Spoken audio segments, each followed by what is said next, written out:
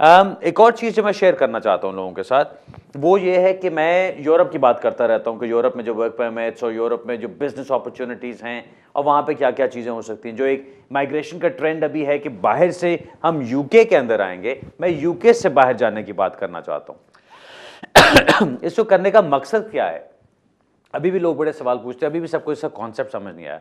मकसद इसका क्या है कि मैं ये देखना चाहता हूं कि जो लोग यहाँ पे अभी आके यूके की लाइफ को अपनाने की कोशिश कर रहे हैं, यूके में सेटल होने की कोशिश कर रहे हैं और उनके काम नहीं होते, तो उनके लिए और क्या ऑप्शंस निकल सकते हैं। इसलिए मैंने एक पूरा अपना एक प्रोग्राम बनाया हुआ, ऐसी आइटिनरी बनाई हुई है। अभी मैं पहले बताया था मैंने कि मैं लाटविया गया था, रीगा गया था, वहाँ पे खुद रहा था जाके 2-3 दिन और लोगों से मिला और जो जाके वहाँ के डिफरेंट पॉसिबिलिटीज़ है उनको देखा। मैं डबलिन गया आयरलैंड में, वहाँ जाके भी लोगों से मिला, जाके देखा पॉसिबिलिटीज़ क्या हैं। अब अगले हफ्ते, नॉट दिस वीक, अगले हफ्ते मैं रोमेनिया जा रहा हूँ। अब रोमेनिया जाने का मकसद क्या है कि मैं वहाँ पे भी जाके ये ऑप्शंस देखना चाहता हूँ। अब वहाँ पे ख़ास तौर पे एग्रीकल्चरल किस्म के बहुत सारे ऑप्शंस बनते हैं। जो अब जो इंडियन सिंह बैठे सुन रहे हैं, जो अमृतसर में अपने खेती बाड़ी करते आए हुए हैं यहाँ पे, उनके लिए ख़ास तौर पे बड़ी हेल्पफुल किस्म की बात है कि अगर यहाँ पे काम नहीं होता तो रोमेनिया में, बल्गेरिया में, जहाँ पे एग्रीकल्चर बहुत ज़्यादा चलता है, जहाँ पे खेती बाड़ी बहुत ज़्यादा चलती है,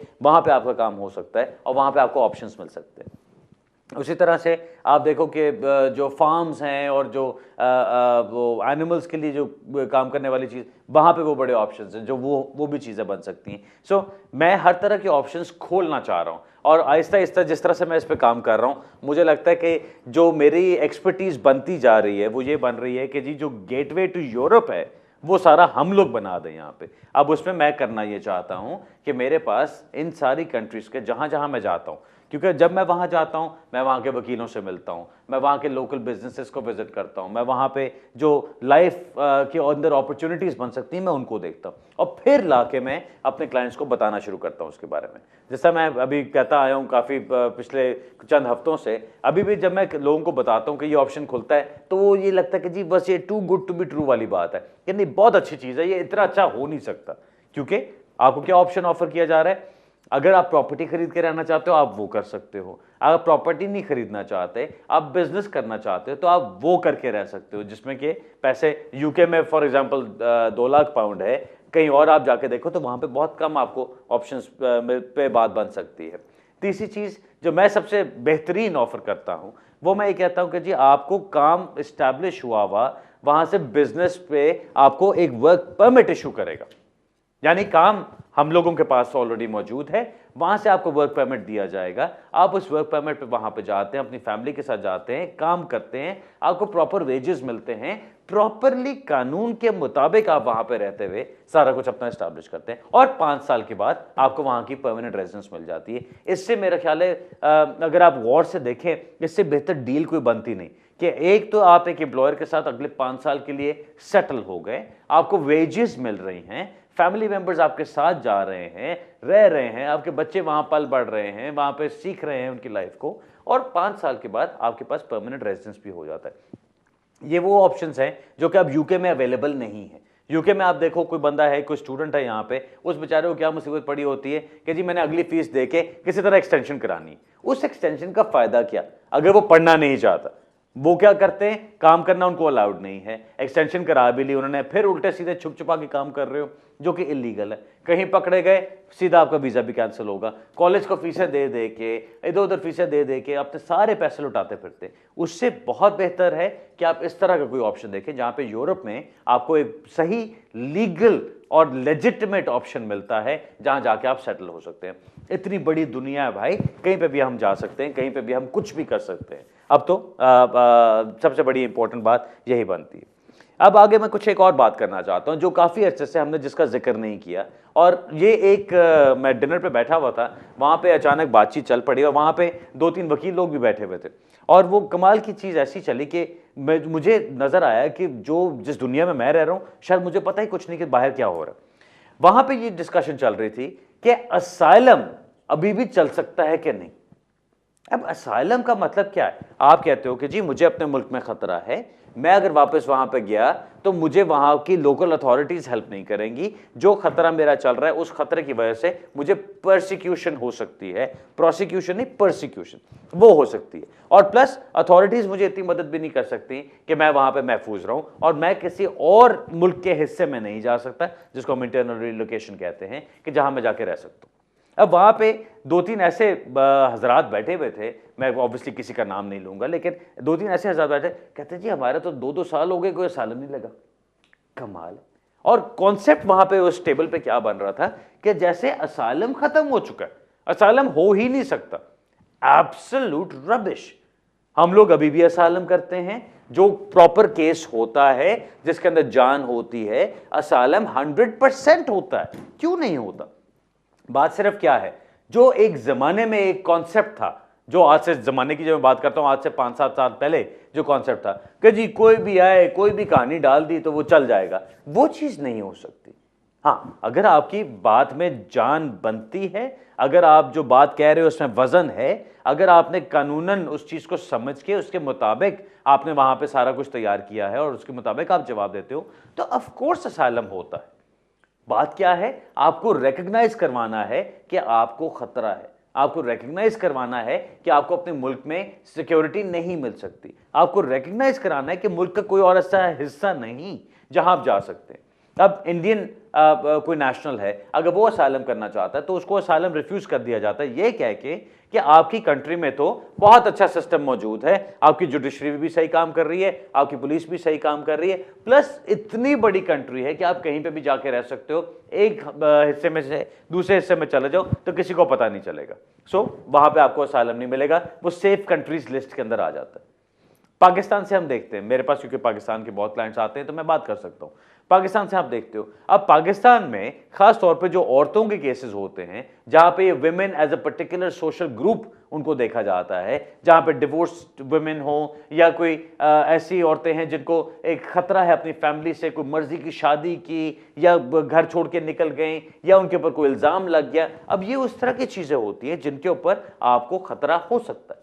अब वो अगर खतरा आपका है और आप वापस जाके अपने कंट्री में अपनी पुलिस वगैरह से मदद नहीं मांग सकते, या आपकी फैमिली में कोई male member of the family नहीं है, क्योंकि हम ये एस्टैब्लिश कर चुके हैं कि पाकिस्तान में एक बहुत मेल डोमिनेटेड सोसाइटी है, वहां पे डोमेस्टिक वायलेंस भी चलता है, वहां पे सारी प्रॉब्लम्स है। अब अगर इन प्रॉब्लम्स को आपने आइडेंटिफाई करके उसके मुताबिक आपने बताया कि आपने क्या क्या मदद मांगने की कोशिश की, क्या आपने औरतों की तंजीमों से मदद मांगी, क्या जाके आपने किसी पुलिस वाले से मदद मांगी, क्या किसी और गवर्नमेंट इंस्टीट्यूशन से मदद मांगी और आपको नहीं मिली, और फिर आप ये भी प्रूव कर सकते हैं कि जी पाकिस्तान के किसी और हिस्से में जाके मैं नहीं रह सकता या नहीं रह सकती क्योंकि ये रीजंस है, तो ऑफ कोर्स आपका असाइलम हो सकता है। मैं इस बात पे हैरान हो रहा था, मैंने मेंशन करना इसलिए जरूरी समझा कि बहुत सारे लोग हैं, अब एक टाइम में देखा जाए तो असाइलम की हजारों एप्लीकेशंस जाती थी, अब वो हजारों एप्लीकेशंस क्यों नहीं है? क्योंकि बहुत सारी बीच में झूठी कहानियां होती थी, बहुत सारे बीच में लोगों के कैसे ऐसे होते थे कि बस सुन सुना के दो से करके उन्होंने बात कर दी, जिसको फिर कहीं पे माना नहीं जाता। अब होना क्या शुरू हुआ, वो कहानियां पहले होम ऑफिस के पास जाती थी, मुझे वो जमाना भी याद है कि असाइलम करता था कोई जाके और वो उसकी कहानी देख के होम ऑफिस से सीधा उनको स्टेटस लगकर आ जाता था। फिर वो टाइम आया कि जजेस के पास जानी शुरू हो गई बहुत सारी अपीलें, और मुझे वो भी टाइम याद है कि जब हम जजेस के सामने जाते थे और जज फौरन एक केस को देख के हमदर्दी का वो सारा एहसास करके और उनके साथ सारी बातचीत करके और फिर कहते थे हाँ जी आपकी अपील अलाउ हो गई। अब वक्त क्या है, अब वक्त वो है जब जज भी, होम ऑफिस भी, हर बंदा आपको शक की नजर से देखता है कि जी आप कहते हो आपको मारता था हस्बैंड आपका, आप कहते हो आपको आपके घर वाले मारते थे, आप कहते हो आप वापस जाओगे तो आपके माँ बाप आपको मार देंगे, या आपकी फैमिली ने आपको डिसोन कर दिया है, आप कहते हो पुलिस वालों ने मदद नहीं की, आप कहते हो पूरे मुल्क के किसी और हिस्से में मैं जाके नहीं रह सकती अकेली। अगर ये सब कुछ आप जो कह रहे हो अगर वाकई सही है तो फिर तो हम आपको स्टेटस दे देंगे, लेकिन क्या ये सही है?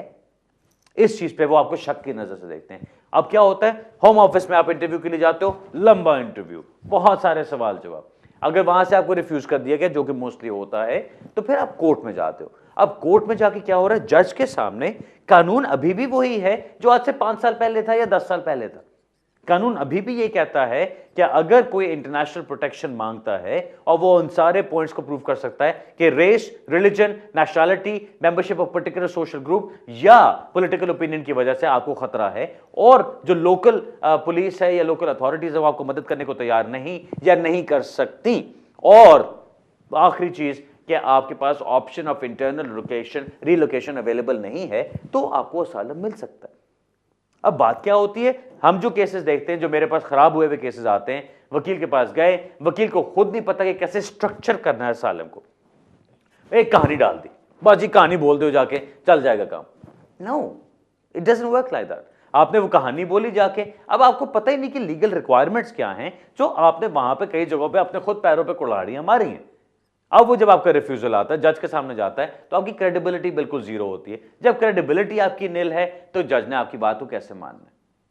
सारी बात क्रेडिबिलिटी की होती है। उसको बिठा लिया आपने, अगर अपनी क्रेडिबिलिटी आपकी बैठ गई, वहां पे आपने उनको, जज को यकीन दिला दिया, तो आपका केस हो सकता है। सो ये बात 100% गलत है कि असाइलम नहीं हो सकता।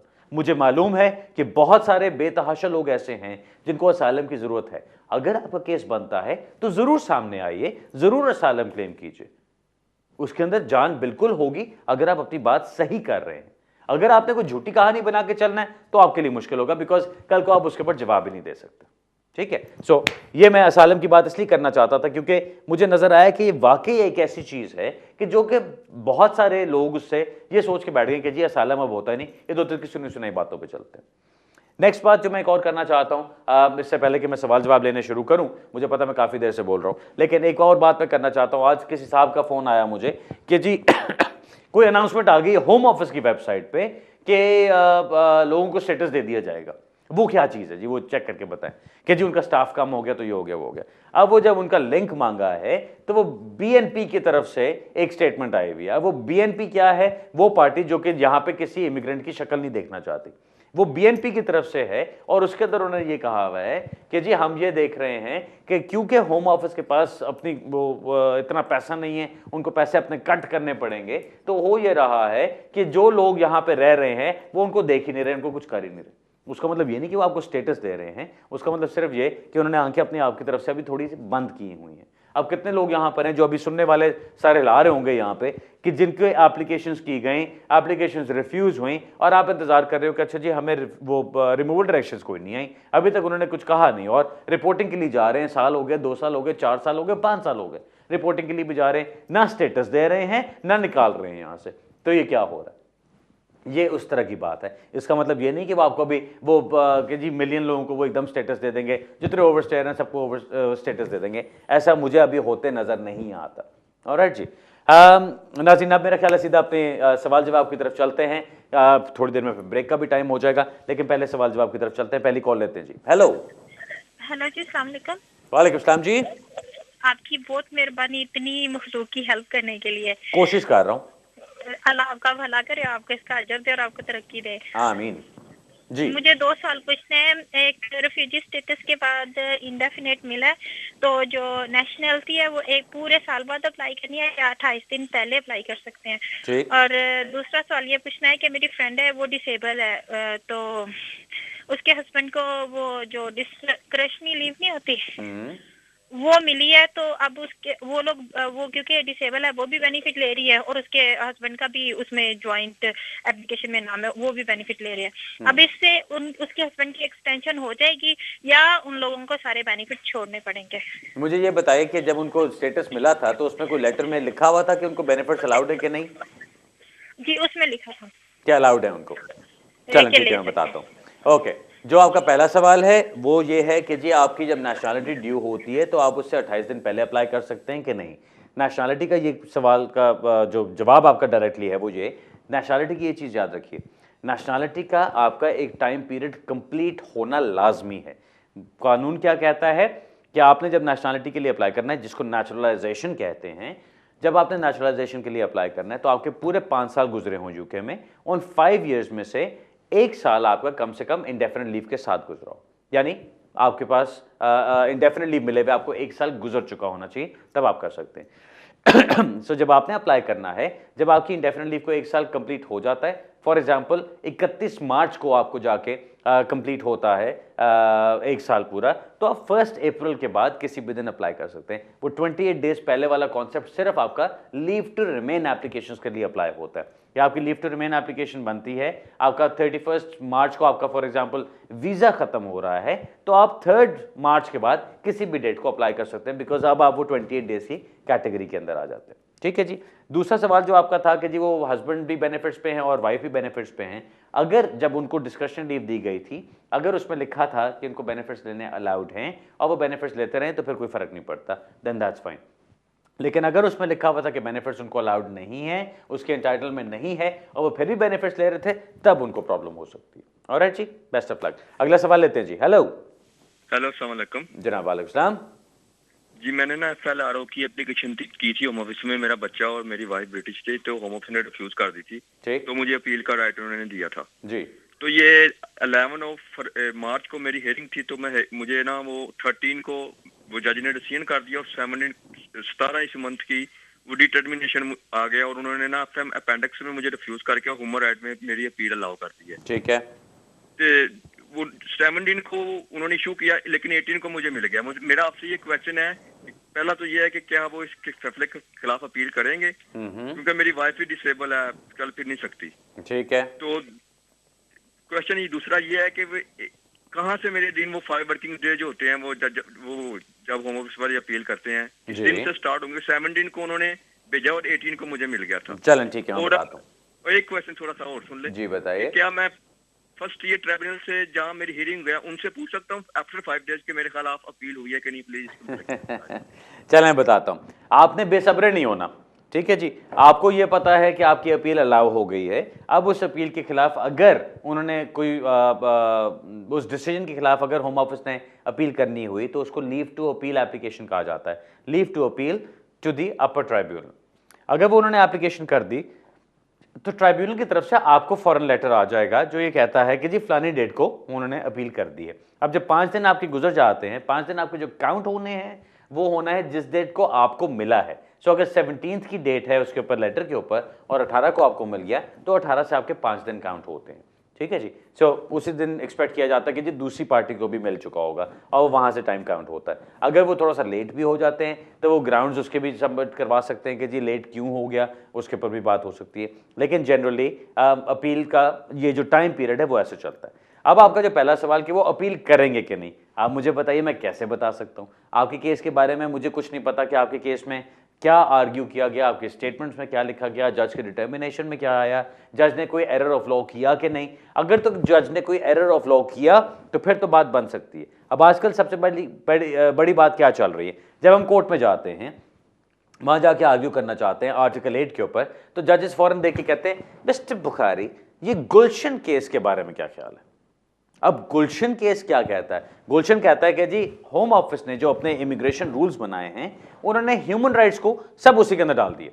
नागरा केस का नाम है और गुलशन नाम है, ये 2 केसेस हैं जिनका हम जिक्र सुनते हैं कोर्ट में जाके। वो कहते हैं कि जी सारे ह्यूमन राइट्स आपके इसमें डाल दिए गए। यानी अपेंडिक्स FM को आप देखो, उसके अंदर जो पैराग्राफ 276 ADE आता है उसमें जितने रूल्स उन्होंने बनाए हैं वो सारा कुछ कवर कर लेते हैं। अनलेस कोई बहुत एक्सेप्शनल सर्कमस्टांसेस हैं तो फिर अगर आपके रूल्स के अंदर नहीं आता तो फिर आप आउट ऑफ द रूल्स जाके आर्टिकल 8 को देख सकते हैं। ये कॉन्सेप्ट है। अब आपके केस में आप बता रहे हैं वाइफ आपकी डिसेबल्ड है, 1.5 साल का आपका बच्चा है, दैट मीन्स कि आपके इकट्ठे रहते हुए आपको जो टाइम गुजरा है वो 2 साल से ज़्यादा गुजर चुका है। वाइफ आपकी की डिसेबिलिटी है जिसकी वजह से वो अपनी इनकम पूरी नहीं कर सकती और आपको बेनिफिट्स पे जाना पड़ रहा है। बच्चा आपका है जो कि प्रॉब्ली ब्रिटिश नेशनल होगा। ये सारी चीज़ें देखते हुए अगर यही आपके फैक्टर्स बनते हैं तो ये आपकी एक्सेप्शनैलिटी की आर्ग्यूमेंट में हेल्प करते हैं। अब क्या होगा, आपके केस को देखते हुए जज ने प्रोबेबली ये कहा होगा कि जी मैंने सारा कुछ देख लिया, गुलशन को भी समझ लिया, लेकिन इनके केस में ये एक्सेप्शनल सर्कमस्टांसेस हैं जिसकी बेस पे मैं इनको यहाँ पे आर्टिकल 8 के अंदर स्टेटस दे सकता हूँ या मैं आर्टिकल 8 में अपील को अलाउ कर सकता हूँ। अब जो सिर्फ एक चांस बनता है होम ऑफिस के पास उसको चैलेंज करने का, वो सिर्फ तब बनता है कि वो कहें कि नहीं जी ये तो कोई एक्सेप्शनल सर्कमस्टांसेस है ही नहीं, यानी जज ने कानून को गलत अप्लाई किया। सिर्फ उस एक पॉइंट के ऊपर वो आपको चैलेंज कर सकते हैं। अब अगर वो करते हैं तो शेम ऑन देम, बिकॉज आप जो सिचुएशन बता रहे हो उसके अंदर तो लगता है कि सारा कुछ बिल्कुल ठीक है और बाकी आपकी एक्सेप्शनल सिचुएशन है। बट इफ दे डू, तो आपका जब वकील कोर्ट में जाएगा और अगर उनको परमिशन भी मिल जाती है तो आपका जब वकील कोर्ट में जाएगा तो उसने इस पॉइंट पे आर्ग्यू करना जाके कि जी एक्सेप्शनैलिटी है, तभी जज ने फैसला किया उसके ऊपर आर्टिकल 8 के ऊपर जाके, and there is nothing wrong with that. So अभी मैं आपको मेरिट्स में तो नहीं जाके कुछ कहूंगा, लेकिन जो मुझे अंदाजा हो रहा है आपकी बात सुन के उसमें ये लग रहा है कि ये बात होगी। सो उम्मीद है कि होम ऑफिस उसको चैलेंज नहीं करेगा, लेकिन पॉसिबिलिटी ये है कि वो कर देंगे उसको चैलेंज, बट लेट्स सी क्या होता है, and best of luck with that sir. Okay नाज़रीन, अब एक ब्रेक का टाइम हो रहा है, ब्रेक से वापस आके अपना सवाल जवाब का सिलसिला दोबारा जारी रखेंगे। मिलते हैं थोड़ी सी देर में।